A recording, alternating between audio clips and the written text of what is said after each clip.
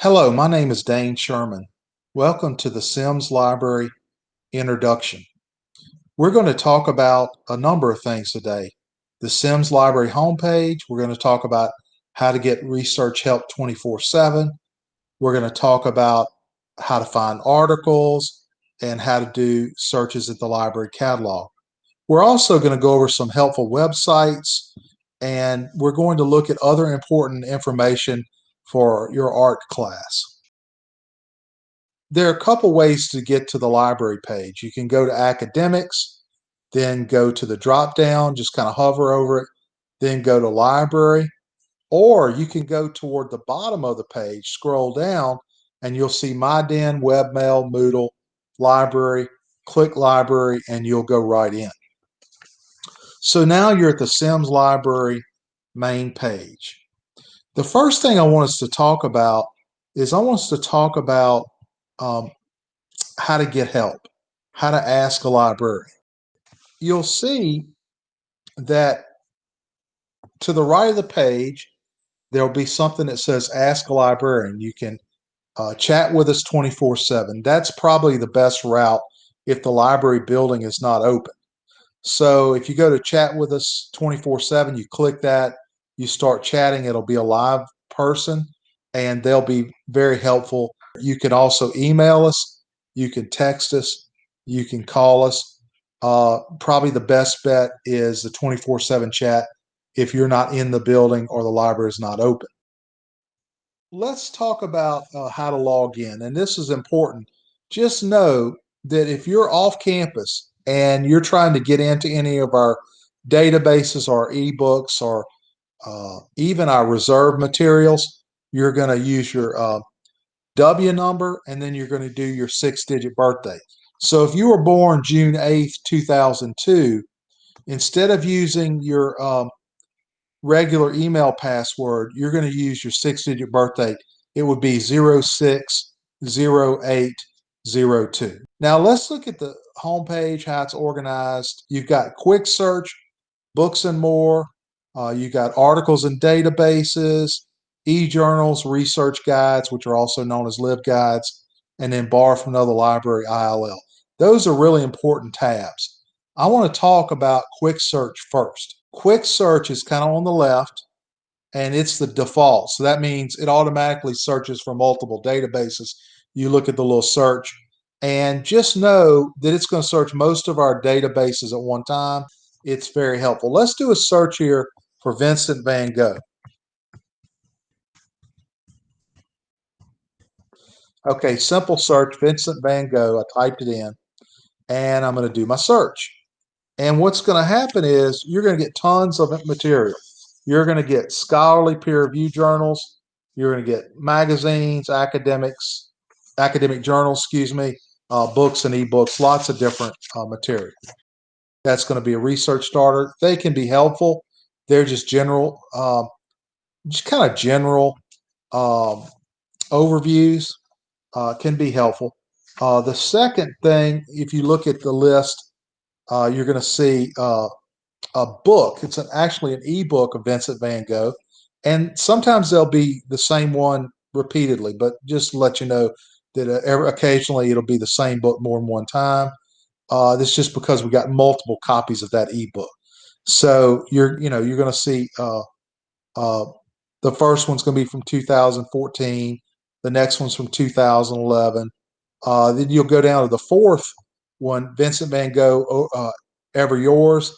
That's going to be an ebook as well. You're looking for something that says ebook or online, and that'll really help you tell what kind of document it is. If we keep scrolling down, you'll see one, Reading Vincent Van Gogh, a thematic guide, another ebook.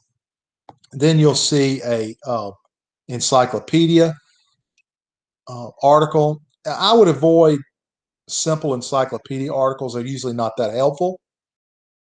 Then you'll see an academic journal, authenticity, diversity, and synergy of the organized blind. It's going to mention Vincent Van Gogh. It's from a journal called Braille Monitor. You can scroll down. More letters of Vincent Van Gogh, critical study, etc. Lots of different ones. Let's look at the first one, Vincent Van Gogh.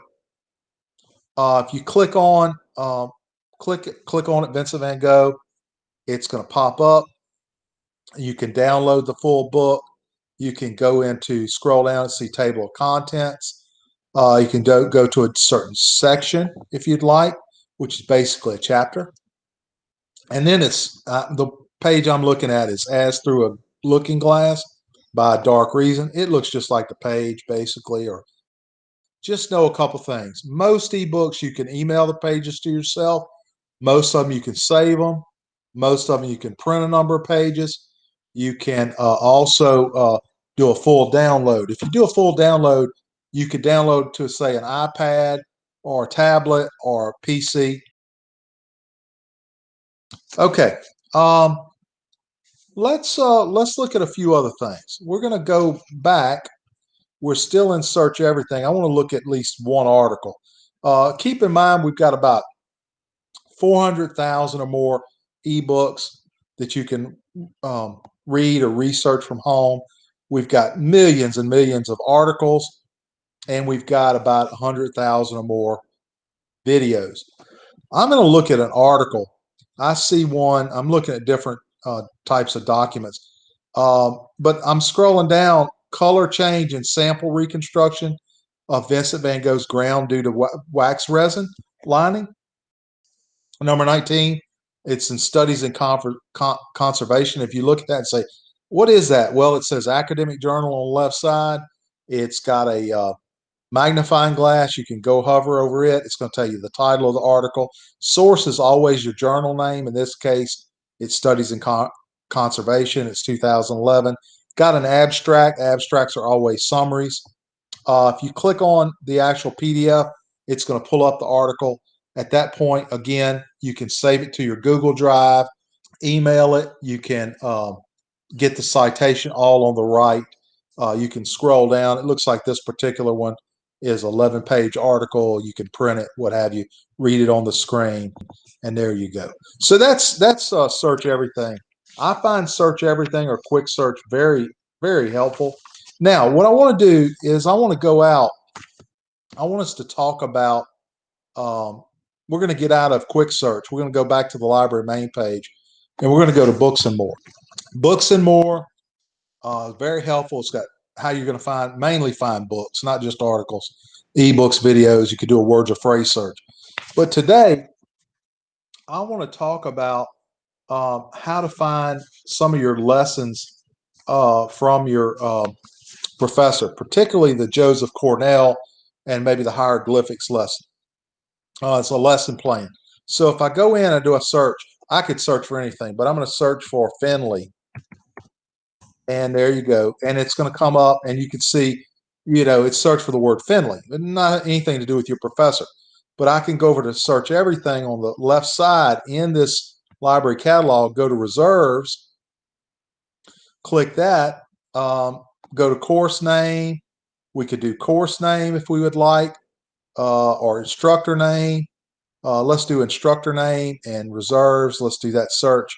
And I see Finley, Kimberly Dawn, Dr. Finley. Click on that, pulls up. We're going to go to ART371. And that's going to be a number of different lesson plans. Anyone can teach art appreciation, art a la carte, Egyptian hieroglyphics, Joseph Cornell lesson plan. Let's click on Joseph Cornell. It's going to pull up, and you'll see that there's a link there. Click on that. We're already logged in, and you pull up a 13-page sample lesson plan, and you could print it, make copies, whatever you want, save it as a PDF. Let's also now, let's look at research guides. We're going to go back, and we're going to go back to the library main page again, and we're going to go to research guides. So at the library main page, you're going to see, quick search, books and more, articles and databases. You could go in article databases and go to visual arts, find more databases if you like. Research guides, and go there and do a search for in the LibGuides for art or ART371. Do that search, it's going to pop up Art Education, ART371. And that's just going to be a real helpful thing for you if you, forget anything that I've told you today, or you can't remember something and you say, well, where did I get that information? Or where did I go back and find it? Go to this page and it's going to have a lot of our researches there. So if I go into this Art 371 guide, there are a number of things I can do. I can go into um, how to get in from off campus, art education, etc. All of it's in there, very helpful, and art websites, etc. Okay, so let's go now. You know about that. Under art education websites, you can see a couple things we're going to look at. Arts and Activities Magazine, Crayola.com. Let's look at, you can see Arts and Activities Magazine. I'm going to click that. It's going to pull it up. We're going to go to issues. Let's go to digital version. Okay, and you got a bunch of choices. We can go to June 2019. Let's look at this one. We can just click on it, and you can basically go in here and peruse a magazine. I want to warn you, there's going to be a bunch of advertisements on here. It could be anything, but ultimately know that they're advertising. That's how you get to use it free. So you can see the advertisements. But if I go and turn in this magazine, Arts and Activities is it's like one of the #1 magazines for art. If I scroll through, you got a bunch of choices. Let's look at the creature canjos. And in short, what a canjo is it's a banjo made out of a can. It tells you how to do that. You can print it. That's a real good one, as well as the. Now, I want to go to Crayola.com, and Crayola.com is a great website. It's got tons of stuff, but just know that it's a big website, lots of images. Sometimes it's slow to pull up. But I'll go over to the right to education, go to lesson plans. On a lot of these websites, just what you have to deal with. Go to lesson plans, scroll down, and then you can actually, under lesson plans, there we go. Took me a second. And then lesson plans by category, you want visual arts, and then age, you could go to grade, let's say grade 3, or you could just search the lesson plans. Like if you have something in particular type of art project you're interested in. And you got a bunch of choices here. Some of them are more complicated and it costs a lot, could cost you a bunch of money for art supplies. You want to avoid those. Make sure it's going to be something that you can do and everybody can do. Like these cool chameleons, they're really good. If you click that one, you'll see all about how to make the cool chameleons. And if that's the one you pick, it tells you what kind of materials you use. You can print it or copy and paste it, and it's going to tell you, step by step what to do to make this cool chameleons art project with your students. So that's extremely helpful. I want to show you another one. I want to talk about the art sandwich, and that's going to be on Pinterest. Pinterest, you don't have to have a login. However, if you can Google Pinterest, it'll pop right up. You could do Pinterest and art. Well, let's do Pinterest and elementary education, art projects. See what we get. And I see, a bunch of different options. You could just go in and let's add a search. Let's do art critique. Pinterest, art critique, elementary education. And I see 76 elementary art critique images. That's a good one. It's going to pop up. I did a Google search, and you've got some options. There's like the art sandwich. That's a good one. Tell me a picture. Just make sure it's it's something you would want. You might be able to print it. You might be able to redo it in longhand, or do your own piece, or you might you know find one of these and redo it yourself in Photoshop, whatever you have, and then you print it out for your students, and you'll be in good stead there. Okay, let's go to Citation Machine. I'm just going to go search for Citation Machine.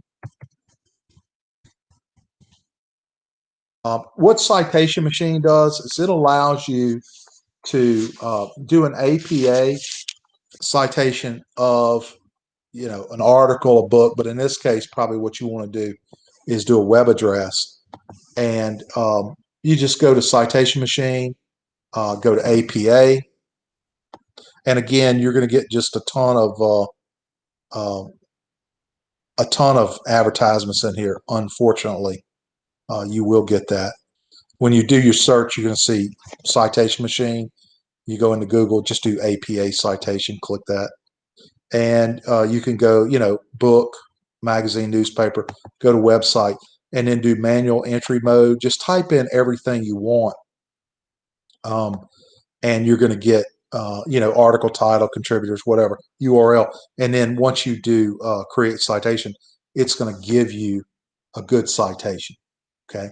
And then, or a fairly good citation. Copy and paste it in your works site and you'll have it. So that's Citation Machine.